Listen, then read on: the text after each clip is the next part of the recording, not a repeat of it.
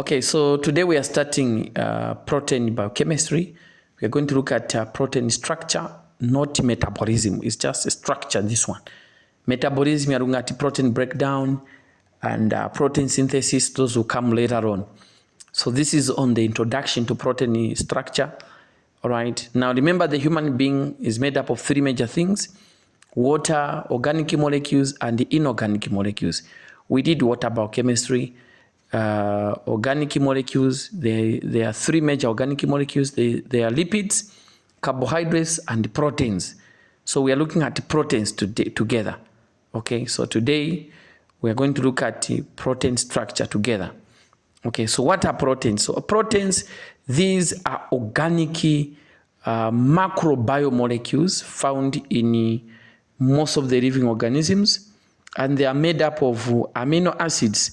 Okay, so they are made up of amino acids. So they are polymers, okay, composed of amino acids. So amino acids are the building blocks that make up proteins via peptide bonds. So if you have a group of amino acids like that, these amino acids can be bonded together like that, okay, to form a larger molecule. This larger molecule is known as a protein. So these are the peptide bonds that we are talking about. These are peptide bonds. So peptide bonds join amino acids, which act as building blocks to make a larger molecule known as a protein. So building blocks are also known as monomers. So when the monomers are put together, you form a polymer. Poly means many. So many building blocks put together, you form a bigger molecule known as a protein. In this case, since the building blocks are amino acids. All right, very important. So if you have an amino acid, this is just a general structure of an amino acid. They have a central alpha carbon, carboxyl group, amine group, hydrogen, R group. Another one here, central alpha carbon, hydrogen, side chain, carboxyl group, amine group. So the bond, when the two amino acids form a bond, the bond is a peptide bond, and it's between the carboxyl group of one amino acid to the left there with the amine group of another amino acid. So they form a bond here. This bond is known as peptide bond. So it's very, very important. So take note of such a bond. Okay, so during the formation of the peptide bond, water is produced. So the process is condensation mechanism. So remember, when peptide bonds are formed, during the reaction between amino acids, water is produced, and you call it condensation reaction. All right. So types of these, there are many peptide bonds and many amino acids that can be joined in various compositions, in various numbers, to form different types of proteins. Okay. For example, if I say dipeptide, as a protein, it means that it has got two amino acids. Dipeptides, two amino acids, okay? So if I say dipeptide, 1, 2 amino acids bonded together, you form a dipeptide, 2 amino acids, dipeptide. So the bond is one peptide bond there. But this is dipeptide because there are 2 amino acids. Okay. If I say tripeptides, tripeptides have got 3 amino acids, 1, 2, 3. Those are tripeptide. So you can go on and on, or go on dipeptide, tripeptide, tetrapeptides. Then now you have longer protein chains that you can form. All right. So it's very, very important. So now, before we go into details, much details about this. So the question is, what instruct the formation of different proteins? What instruct how amino acids will be arranged in a particular order to form a protein? So the arrangement of amino acids in a particular order to form a protein is a feature of what we call the genetic code. So under nucleic acids, okay, I taught you, and those of you that have not learned, I would still teach you about the genetic code. So in the genetic code, you find what we call codons. Codons, these are groups of 3 bases. Okay, for example, if you have got adenine, uracil, guanine. This is a codon. This is a codon that represents a particular amino acid. This amino acid is actually methionine. It tends to act as a start codon. Okay, so you have another 3 bases forms a codon. Another group of 3 bases forms a codon. 3 bases forms a codon. Now, you can see that codons represents arrangement of amino acids in a particular way. All right. So during the protein synthesis, during protein synthesis, there is a copy of the DNA, which is called the messenger RNA. That messenger RNA contains a particular sequence of codons that represent amino acids. Then the transfer RNA begins to bring and arrange those amino acids in a particular sequence according to the messenger RNA genetic code. So those amino acids will be joined together using the ribosomal RNA, which is called the rRNA. So you find that the way amino acids are arranged to form a protein is as a result of the instruction from the genetic code, all right, which is coded in the messenger RNA that instruct how amino acids should be arranged in a particular order, particular sequence to form different proteins. Very, very important. So that you should remember. Okay, so how many amino acids form the genetic code? To form the genetic code, there are about 20 amino acids. 20 amino acids form the genetic code. That's very, very important. So there are about 20 amino acids that form the genetic code. So meaning the proteins in human bodies come from about 20 different types of amino acids. In nature, you have actually more than 20, you have got more than 300 amino acids in nature. All right? In the human body, there are about 22 standard amino acids. And out of 22, only the 20 are actually used in the formation of human protein.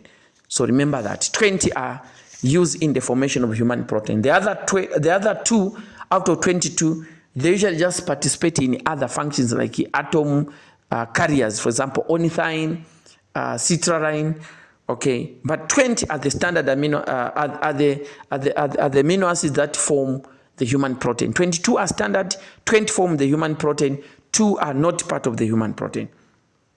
Okay, so depending with the length of the amino acids, how many amino acids are there, so proteins may have different lengths. Okay, so when you use the word polypeptide, most of the times polypeptides refer to proteins which have about more than 20 amino acids. You call them polypeptides. Okay, those proteins with less than 20 amino acids, you call them oligopeptides. Okay, short polypeptides can range from 20 to 30 number of amino acids. Other polypeptides can go even up as far as 100, 200 amino acids, depending with the type of protein. So they differ. Okay, so remember that. Okay, classification of proteins. How do you classify proteins? So the other details about protein synthesis will come when you do protein metabolism, because this just see protein structure basics. So classification of proteins are classified into 4 major ways. Number 1, according to the composition. 2, according to the shape. 3, according to the structure. 4, according to the function. So there's functional classification, composition classification, shape classification, and structure. So structure, functional, shape, and composition. Okay, so let's start with the classification of proteins according to the composition. So according to the composition, proteins can be classified as either being simple proteins or conjugate proteins. Simple proteins, those are proteins which are made up of purely amino acids, no other groups. They're just amino acids. Meaning when you break them down, the only products you yield are the amino acids, which are the building blocks. There's no other group added to it. It's simple. Example, albumin, gluten, globulins, histones, etc. Okay, collagen. These are pure proteins. There's nothing else. There are many that you can give as an example. Conjugate proteins, on the other hand, these are proteins married with or married to other non-protein groups or bonded to other non-protein groups. For example, lipoprotein, glycoproteins, etc. These have other groups attached to them. For example, if you say glycoprotein, means there is sugar plus a protein. Lipoprotein, there is a lipid plus a protein. So those are conjugates. You call them conjugates. Okay. Very important. So that's one of the major ways of classifying these proteins according to the composition. So we go to the classification according to structure. So according to shape, we start with the shape. We go to the shape as number 2. The first one was according to the composition, simple or conjugate proteins. Now we look at the classification according to the shape. According to the shape, most of the proteins tend to be globular proteins. Okay, globular is the shape, the way they look globular, roundish. Example, for example, myoglobins, most of the enzymes, most of the hormones tend to be globular. Okay, membrane receptors tend to be globular. Immunoglobulins, which are antibodies here, okay, tend to be globular by shape. Others are fibrous by shape. For example, collagen fibers, keratin fibers, fibrin fibers, elastin fibers. Okay, the other name for keratin is actually scleroprotein. So these are just fibers. Okay, most of the time they're involved in structural functions. Okay, for example, here collagen is one of the major protein fibers that provide tensile strength in various tissues in the body, connective tissue, all right, such as cartilage, bone, including the vascular mechanisms, okay, skin, and many others. The tensile strength comes from collagen. And remember that collagen synthesis requires vitamin C. So if you lack vitamin C, which is ascorbic acid, collagen synthesis will not happen. Why? Because you need vitamin C for hydroxylation process of the hydroxylase enzyme involved in collagen synthesis. So if you don't have vitamin C, collagen synthesis becomes poor. So there'll be poor tensile strength in bones, cartilage, skin, vessels. So you end up having easy bruising, bleeding, pathological fractures. You call that scurvy. So remember that. We'll do some clinical application. Okay, very important. The next part is the functional classification. Functional classification of proteins. So proteins, most proteins work as enzymes, biological catalysts. So biological catalysts, most of the enzymes, remember these are the ones we are calling biological catalysts, tend to be globular proteins in nature. So remember that. What are the functions? Transport functions. Which proteins function for transport? Hemoglobin, it transports gases, oxygen, carbon dioxide, okay, and others. Okay, very important, transport. Others, they act as carrier, transporting molecules across the cell membrane. For example, integral proteins. Others, albumin, may act as a transport protein, transporting different molecules, including hormones and even drugs. They are transported by albumin. So, biological catalysts, which are enzymes. Number 2, proteins that act as the transporting molecules. Okay, we go to the next function, storage. Other proteins are involved in storage functions. For example, myoglobin, okay, it stores oxygen in muscles. Ferritin stores iron. Milk, you find certain proteins such as caseins, etc. Others, they are for mechanical support or structure. Mechanical support or structure, for example, collagen, elastin, keratins, these are important. I've already mentioned on them. They are for structural support. In most of the tissues, you find collagen for tensile strength. Contractile functions, for example, muscle. Muscle is a protein involved in contraction. So it forms, it contains proteins. Okay, myosin, actin. Actin is a thin filament protein. Myosin is thick filament. So these are involved in contraction. Other proteins are involved in as chemical messengers. These chemical messengers, you can put them as regulatory.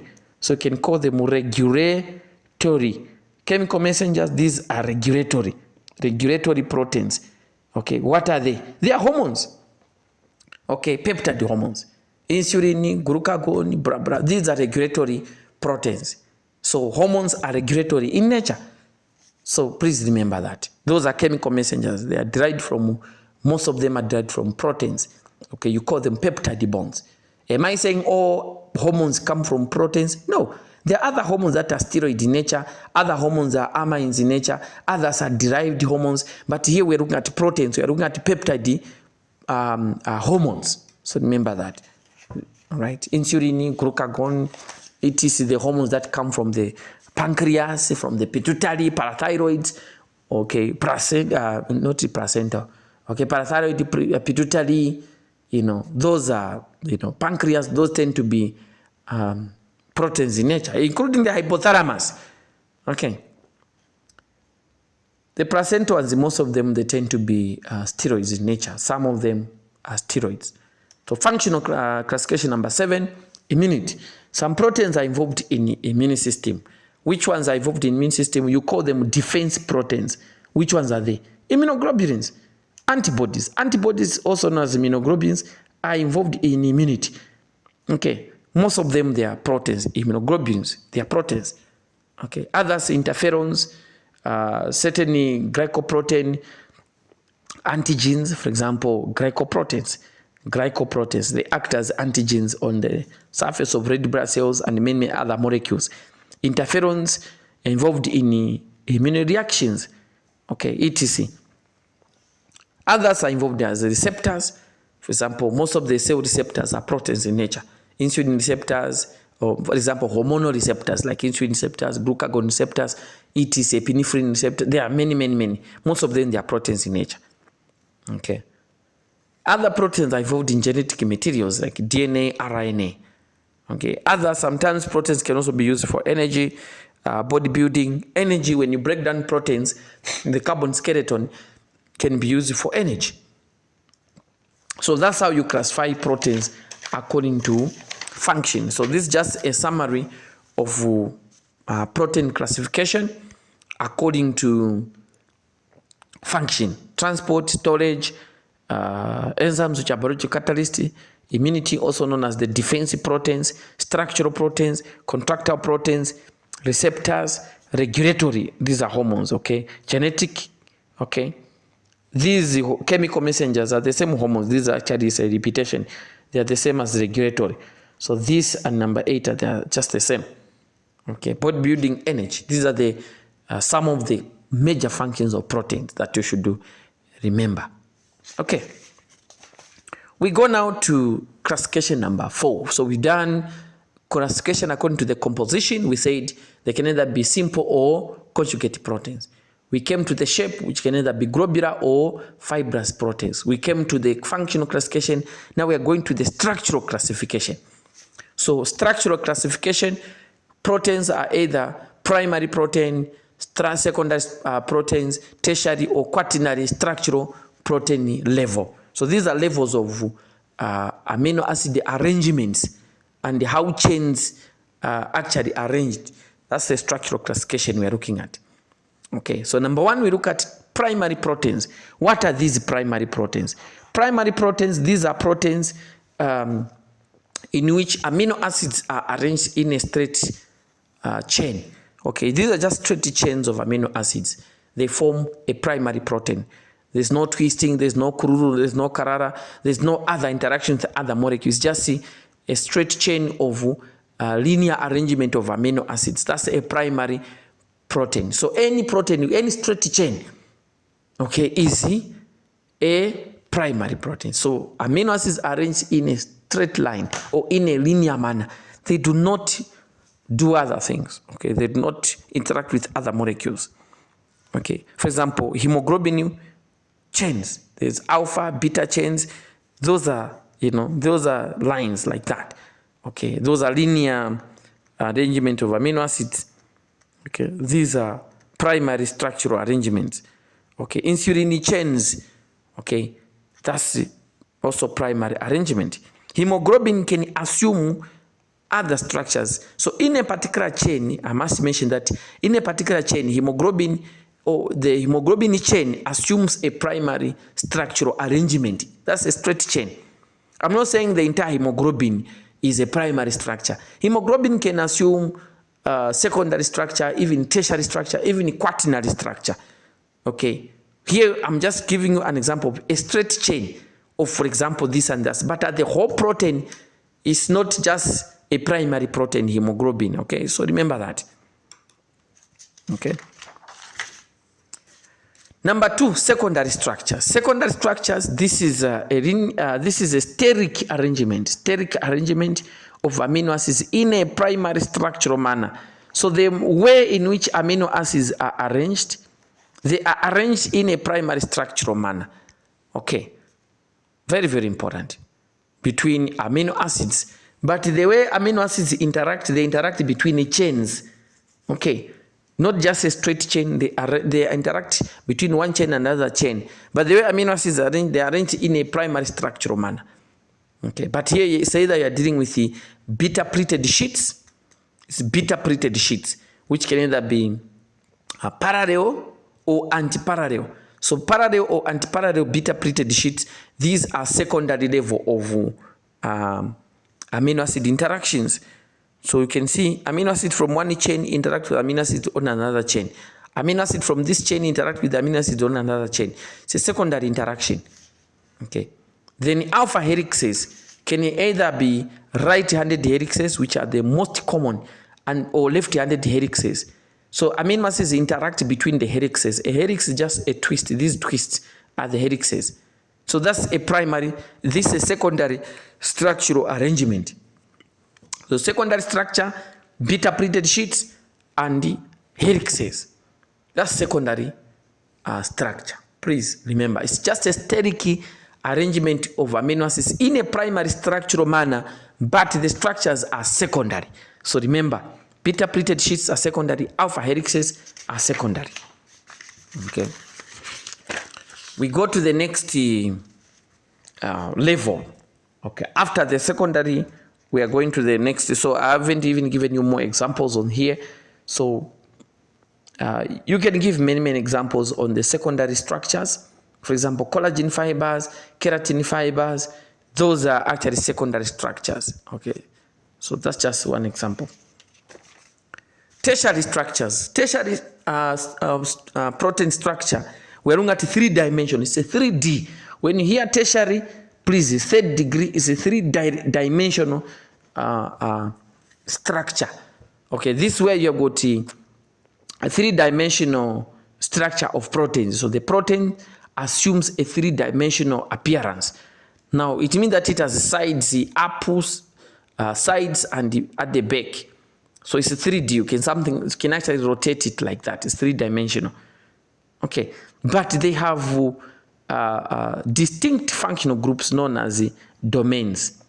Okay, very important. So for example, even if hemoglobin chains are arranged in a primary structural manner, hemoglobin can fold into a 3-dimensional structure, which is called a tertiary structure, just like I mentioned before.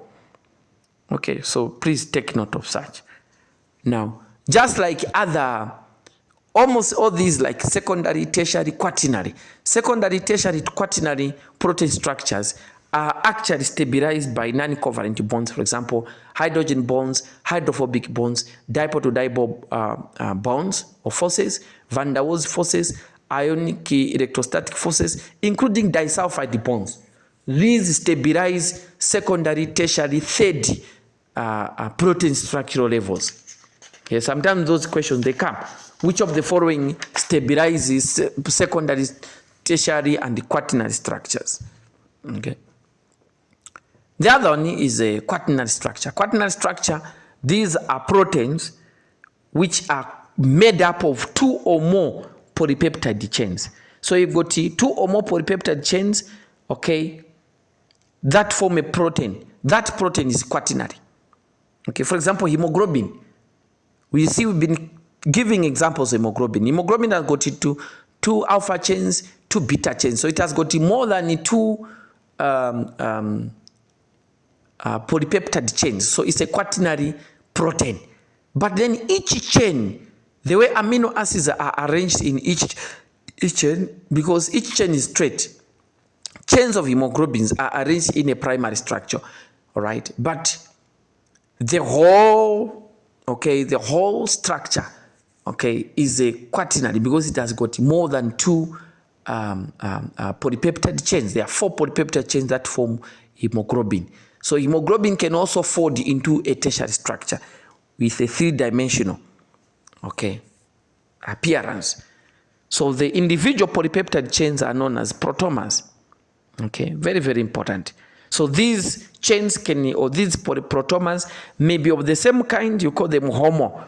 If they are of different kinds, you call them hetero. For example, the pure hemoglobin is a heterotetramer because it has got 4 polypeptide chains with other groups. They are not all the same because it's not just pure protein. Okay, there is heme, which is iron, there's also protein. It's a conjugate. These are conjugate polypeptide chains, so you call them hetero. If the polypeptide chains are not conjugated with other groups, they are homo and they tend to be of the same kind. So remember that. Okay. So I'll just give you more examples of what we mean when you say homo hetero. So you can have different proteins arranged at different levels. Okay. So for example, you can have homodimer. Di means 2. So these are 2 polypeptide chains of the same kind. Heterodimer, 2 polypeptide chains of different kinds. Okay, again, for example, if I say homotetramer, there are 4 of the same kind. Heterotetramer, 4 of different kinds. Homopentamer or pentramer, these are 5 of the same kind. Heteropentramer, 5 protein chains of different kinds. So hetero means different, homo means same. So difference in the fact that they have other groups attached, they are conjugate polypeptide chains. So remember that. Okay, so that was the classification according to the structures. So again, what stabilizes? What stabilizes secondary, tertiary, and quaternary protein structures? They are non-covalent bonds. Non-covalent bonds. Okay, and I've already mentioned the non-covalent bonds. These non-covalent bonds tend to be 1, hydrogen bonds. Okay, hydrogen bonds. 2, Van der Waals forces. Van der Waals forces. 3, you also got dipole to dipole, dipole to dipole. You also have electrostatic forces, ionic electrostatic forces, okay, etc., including what we call disulfide bonds. Disulfide bonds, they also stabilize disulfide bonds. They also stabilize primary. They also stabilize secondary, tertiary, and quaternary. Secondary, tertiary, and quaternary, not primary. So secondary, tertiary, quaternary structural levels are stabilized by these molecules. Okay. So take note of that. So what is denaturing of a protein? Denaturing of a protein meaning you are disturbing the normal protein structure. If the normal protein structure is disturbed, okay, you call that denaturing. Most of the times, there are many things that can denature a protein. So if a protein has a 3-dimensional structure, if you denature it, it will lose its 3-dimensional structure. So even the functionality becomes poor once the normal structure is lost.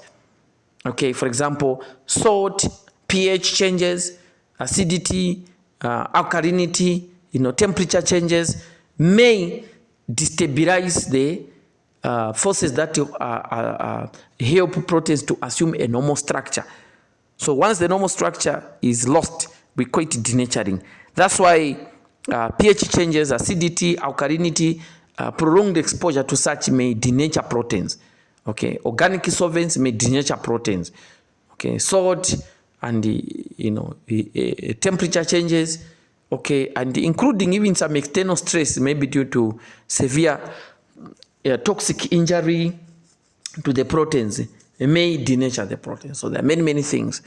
Okay, but in many ways, the body tries by all means to maintain the normal homeostatic levels within the body, the normal or optimum environment, optimizing the pH, optimizing the temperature, optimizing everything so that the proteins remain normal. Special proteins. Special proteins, I think I've already mentioned on collagen. I'll not really go through much of it again. Collagen, remember, is a fibrous protein involved in tensile strength. Okay, it provides strength in different tissues, the skin, the vessels, the bones, the cartilage, etc. It provides tensile strength. Now, synthesis of collagen requires ascorbic acid, which is vitamin C, by a process known as hydroxylation. So the enzyme involved in combining the amino acids together to form a collagen protein requires vitamin C, a process known as hydroxylation. So without any vitamin C, no hydroxylation, the enzyme can't work. Okay, which amino acids? There are about 3 major types of amino acids. Okay, this hydroxylase, okay, depending with the names of the enzymes. The names of the enzymes are similar to the names of the amino acids. So we got glycine, proline, and hydroxyproline. So even the enzymes, we got hydroxylase, lysine, hydroxylase, proleu, 4-hydroxylase. There are many enzymes, but all together, these enzymes, they help in the synthesis of collagen using vitamin C. So without vitamin C, collagen synthesis is poor. So the strength in tissues like skin, vessels, bones, cartilage is poor. So you have easy bruising, bleeding from the gums, vessels can easily rupture, you can easily have pathological fractures, etc. You call that scurvy. So remember that. Vitamin C is also involved in immunity. Remember, vitamin C is also involved in immunity. Okay, not only is it important in tensor strength, collagen synthesis, it's also involved in immunity. It's also involved in epithelialization. So it does a lot of things. Okay, it plays a lot of things, a lot of roles, vitamin C. So it's very important. Remember that. Okay. Other connective tissue disorders include, other than scurvy, there's also scurvy, remember, lack of vitamin C. That leads to collagen deficiency. Okay. Other connective tissue disorders that I'm just mentioning is Ehlers-Danlos syndrome. Ehlers-Danlos syndrome is a disease associated with hyperflexibility. Okay, meaning the tissues are too elastic. It's a genetic disorder. So these are people that can actually fold the joint, fold the structure, with the hyperelastic skin. They can fold themselves into. It's not really talent, it's a genetic disorder. Okay. The other connective tissue disorders into osteogenesis imperfecta. These are associated with brittle bones. Okay, Marfan syndrome is most of the times it affects the cardiovascular system. So most of the time these are slender with long arms, with a lot of cardiovascular complications such as aneurysms, dissections and everything. Okay, vascular dissection, for example, aortic dissections, aneurysms, most of the times associated with Marfan syndrome. Other congenital disorders usually they are associated with that as well. Okay, very important. So take note of that. Okay, so I just want to mention this as an application. Okay, what are the special proteins you do know? Chaperones. Chaperones are also special proteins involved in proper folding of proteins. The question is, how is it that proteins should assume a normal structure? So there are other genetically determined or predetermined proteins such as chaperones that ensure that other proteins fold properly. So the folding of proteins occurs mostly in the Golgi apparatus, and you need the chaperones to ensure that the protein folding is accurate so that the protein assumes a normal structure. The moment you have got abnormal protein structures, then you have a problem. For example, what you see in amyloidosis. Okay, amyloidosis, the abnormal structures that are produced. This is cancer. Okay, cancer consequences. For example, in multiple myeloma. Multiple myeloma results usually in the production of amyloids, which are abnormal protein structures. Okay, Alzheimer's disease, others, for example, some in diabetes mellitus, there could have been abnormal protein structures in insulin.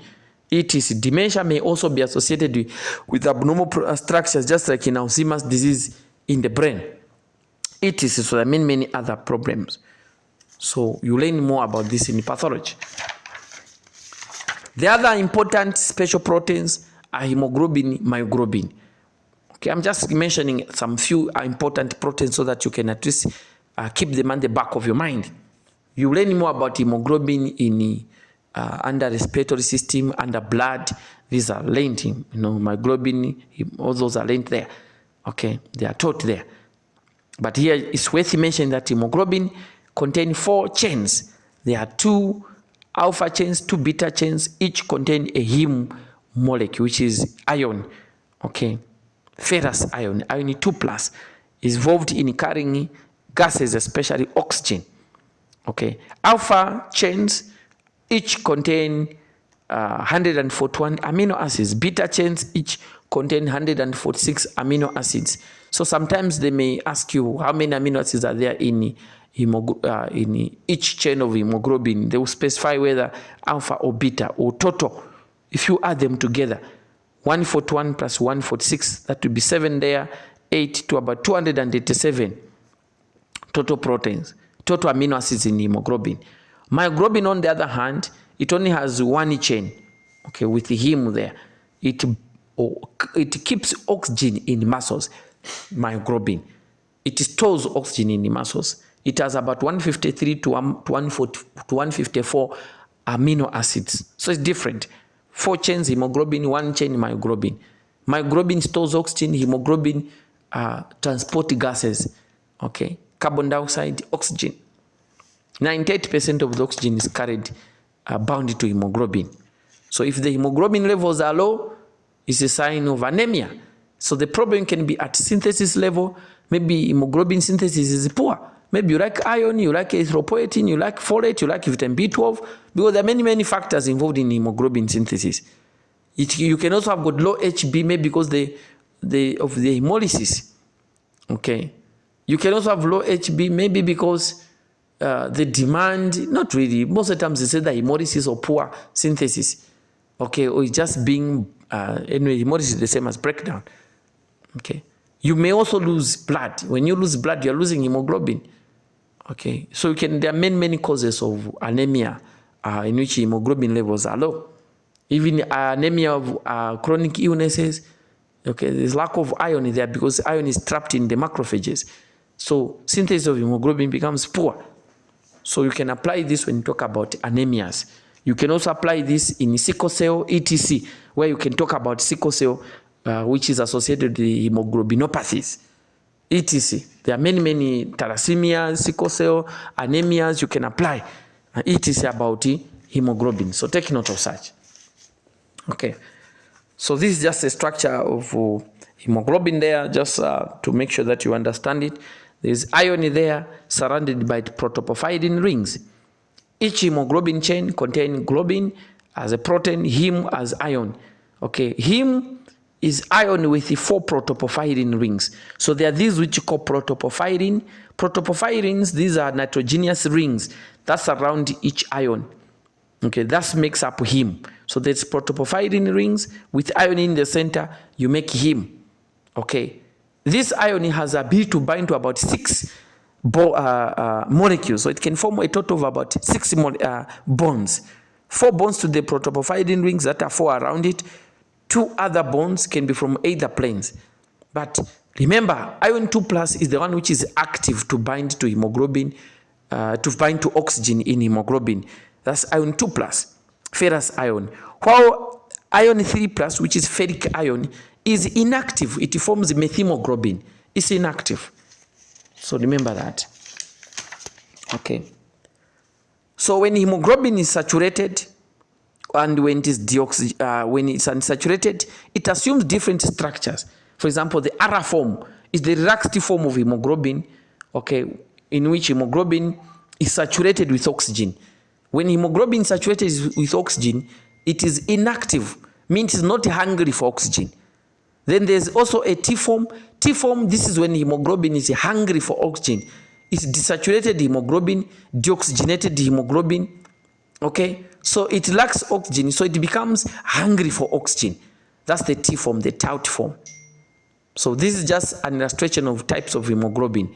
There's primitive hemoglobin, fetal hemoglobin, adult hemoglobin. Primitive hemoglobin has got 2 alpha, 2 delta chains. This is in embryos. Fetal hemoglobin has got 2 alpha, 2 gamma chains. This is in fetuses.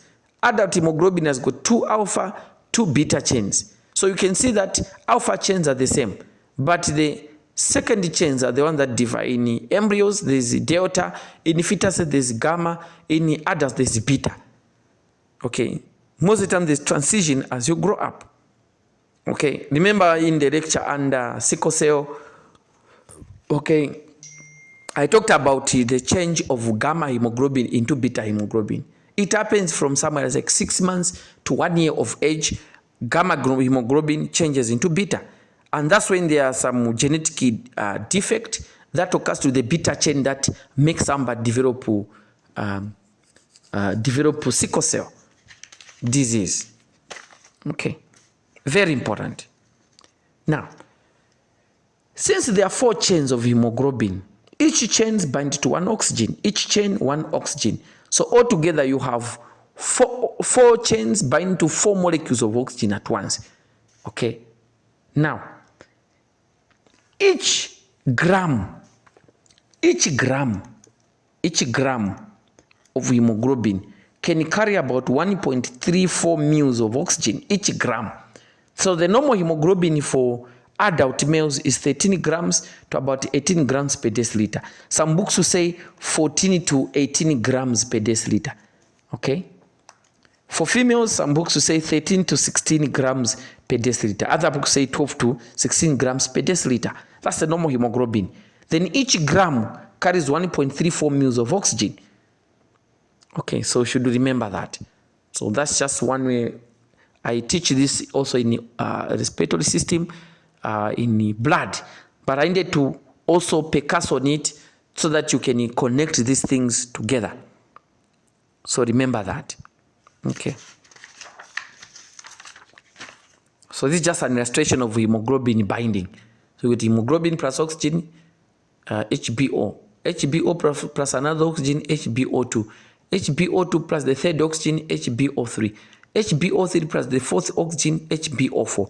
Now HBO4, it means that it has 4 oxygen molecules. It now becomes saturated. It becomes saturated in the fact that all the chains are now full. Okay, it's no longer hungry for oxygen molecules. So it becomes relaxed, the R form.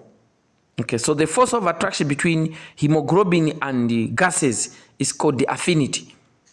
Okay, so molecules like hemoglobin have got high affinity for example, for oxygen. That's why they can be used to store oxygen. All right. So hemoglobin has got different affinities for gases depending with the environment, depending with the homeostatic changes. So in the respiratory system and also under blood, I taught a lecture on the hemoglobin oxygen dissociation curve. So this curve shows a relationship between oxygen partial pressure saturations, oxygen partial pressures, and hemoglobin saturation. So oxygen partial pressures versus hemoglobin saturation. So that relationship is illustrated in the hemoglobin oxygen dissociation curve. Okay, I taught about it also under blood and also under respiratory system. So the normal curve is the one in the middle. It's a sigmoid shaped. So this is a sigmoid shaped. Okay, that's the curve that shows the relationship between oxygen partial pressures and hemoglobin saturation. So let's say the oxygen partial pressure is 50 kilopascals. When you go up, you reach maybe the normal sigmoid curve. You go towards the left. It will show you perhaps, this is just an illustration, perhaps around that much, maybe the hemoglobin saturation will be around 60%. But as you go, when you increase the partial pressure, then you go up, you find that the saturations may be somewhere like around the 80. Okay, for example, if you increase it up to there, maybe when you go like that, you may find the saturation may be around the 80% hemoglobin. So this curve, it shows the relationship. When the partial pressures of oxygen are low, the saturations are also low. When partial pressures are high, the saturations are also high. That's the normal relationship. But sometimes the partial pressures of oxygen, okay, might remain the same way. They don't change. But saturations may reduce or may go up without a change in the partial pressures of oxygen. So this can happen if the curve can shift. Maybe the curve itself shifts.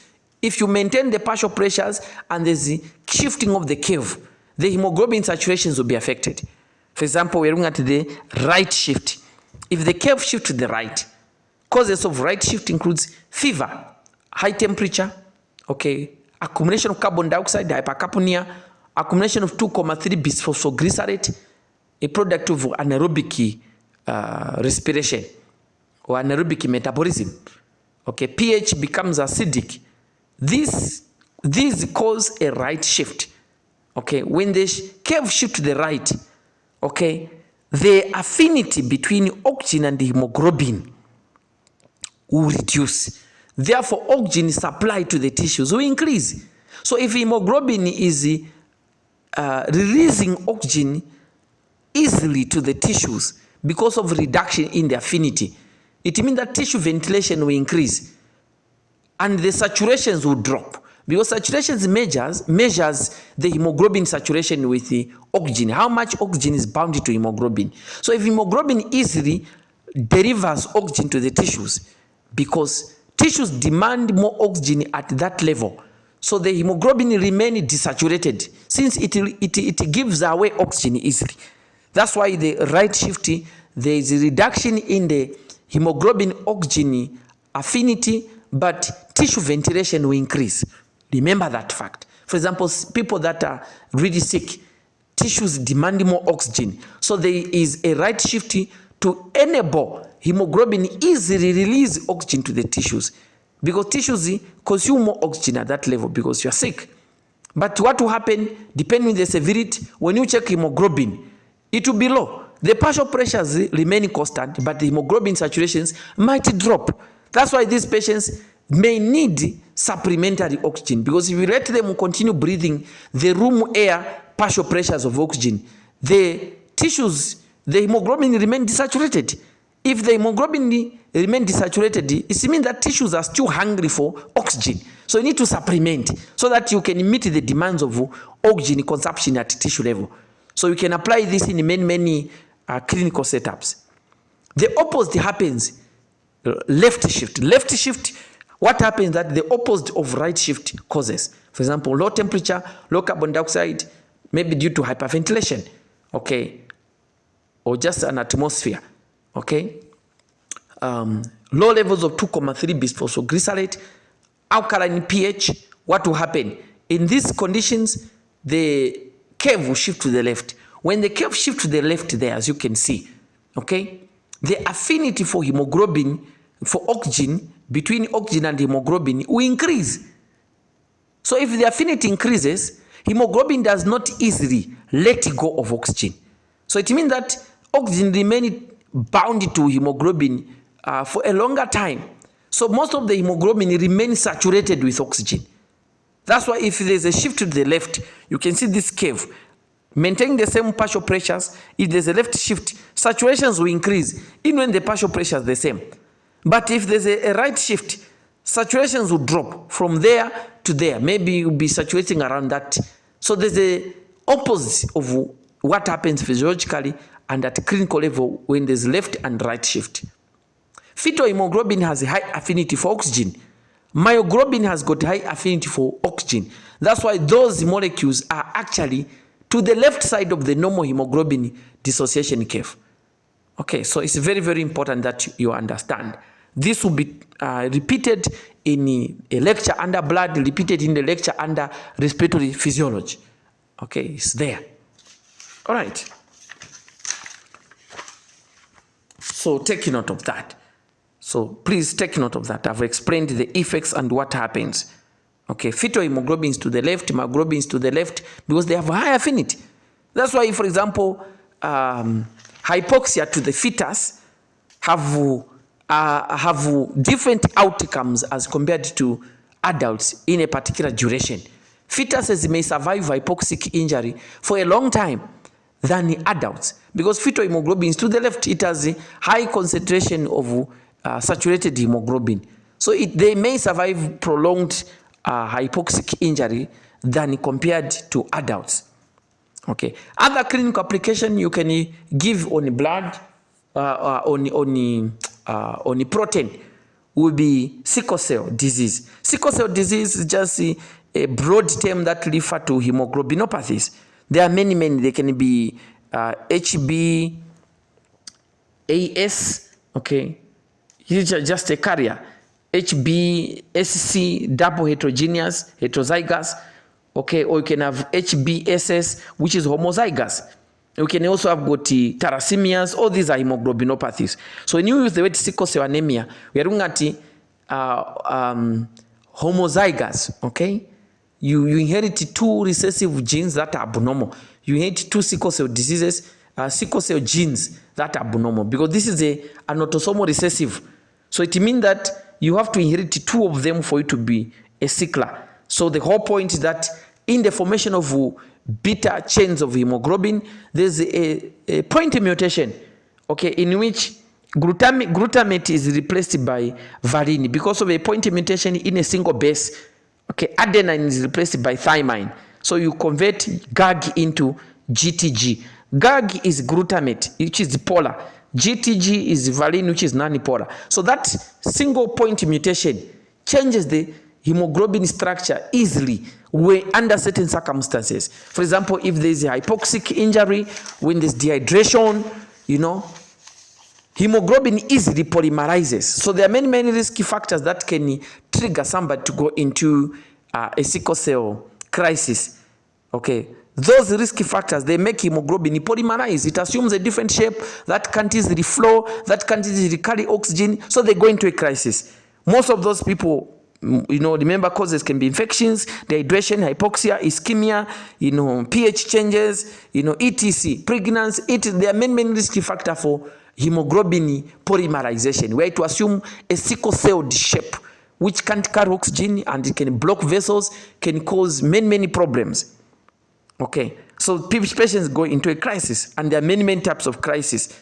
Okay, hemolytic crisis, okay, acute chest syndrome crisis, aplastic anemia, etc. There are many crises that we'll look at when we do sickle cell. This is just a clinical application because we are looking at proteins such as hemoglobin that we have put as a special protein.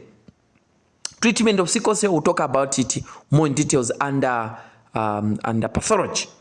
Okay, but initially when you screen, when a patient comes sickle cell, at least look out for the cause of the crisis. Why have the patients come in a crisis? So you want to attend to the symptomatic presentation of the patient. Okay, so screen for the cause. Is it infection? Is it what? Okay, do chest X-ray, do some bloods. Okay, if it's anemia, give BT. If the patient is dehydrated, give IV fluids. Okay, if there's an infection, treat the infection. Whatever it is. Pain management, psychological care. Okay, some of them they require BT, others just emotional counseling, etc. But for maintenance, to prevent them from having recurrent crises, they may need to be on hydroxyurea. Okay, they also need to be on other drugs like delta prim for prophylaxis against malaria, etc. So, and they need follow up by specialists so that they are told on what to do and not what to do. Okay, so sicklers may have a longer half-life if everything is well done. So we end here. The lecture we were doing is protein structure, but this protein structure is a bit long because there are many things that you need to understand. I made it this long so that you can at least so that you are at least able to link it up with other courses like in blood physiology, respiratory physiology, even in pathology. You can link it up because you have to apply them in other situations. So what we have done is protein structure. So we haven't done. So the next, will be on protein metabolism. So protein metabolism, is more interesting because now we are looking at protein synthesis, breakdown, and all the kind. So this will be next video if at all I'll produce. But I don't think I'll produce a video on metabolism. People watch for free. Either they just go and watch my videos, they circulate them around. So as a businessman, I lose out because I'm giving out information for free. So sometimes we are being reluctant. But I'm okay to produce these on the basics because, the basics are not too hard, But, other deeper topics, I may not be able to produce videos like that unless you are part of my tuition team so that you can learn other things so that I can also benefit money. So even after watching like that, I know you won't even send me not even a coin, okay? For all the energy and the teaching and all the kind, writing notes, explaining what, emphasizing points. So this is a private tuition, but this video is released. I know you won't give me money, but I decided to do it for your sake. It's meant for my students, but then I know some of you who are not even my students will still end up watching it for free. Okay, so you should join my tuitions. Please, we end here.